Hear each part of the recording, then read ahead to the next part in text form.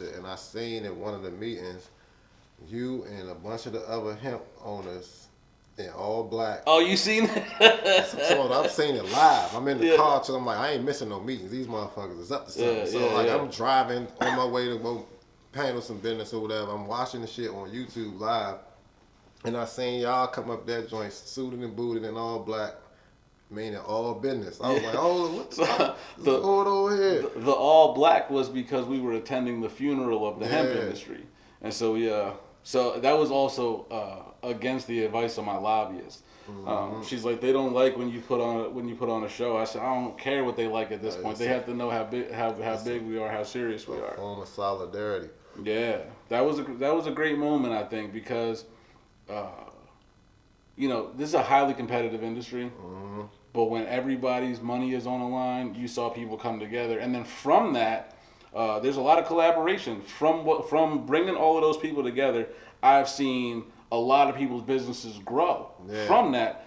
Just because people that they once viewed as competitors, they're now viewing as partners. As partners, yeah. They say people compete at the bottom and collaborate at the top. Yeah, absolutely. You know what I'm saying? Yeah, that's what. It was really a beautiful thing to see, especially because some of those people were very close friends of mine, and I got that were developing brands, and now as we got all these store owners together, now they have this larger distribution channel, and it's worked out really well for a lot of people. So I'm proud of that. Even though, the General Assembly fucked us, I'm still proud of what we did in spite of it. Yeah, that was a beautiful show of unison.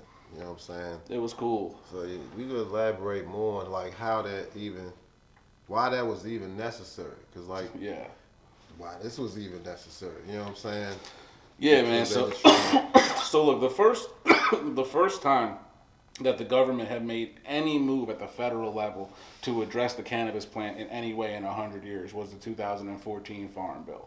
Right. The 2014 Agricultural Improvement Act was the first step towards legalizing hemp. It legalized it for research purposes. So you were allowed to grow so long as you were growing and you had there was a pilot program and you were able to be university. Yeah, exactly. Connected with the college, you can grow hemp. Out of that, the hemp product market started to develop, and in 2018, when they passed the 2018 Farm Bill, there's some very interesting language in that bill.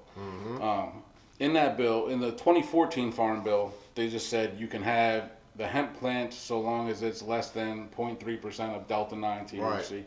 In the 2018 Farm Bill, it said all extracts, derivatives, cannabinoids, isomers, salts of isomers, and acids are now legal as long as the Delta-9 is below 0.3. So that opened the door for intoxicating cannabis products to be able to be sold legally under federal law.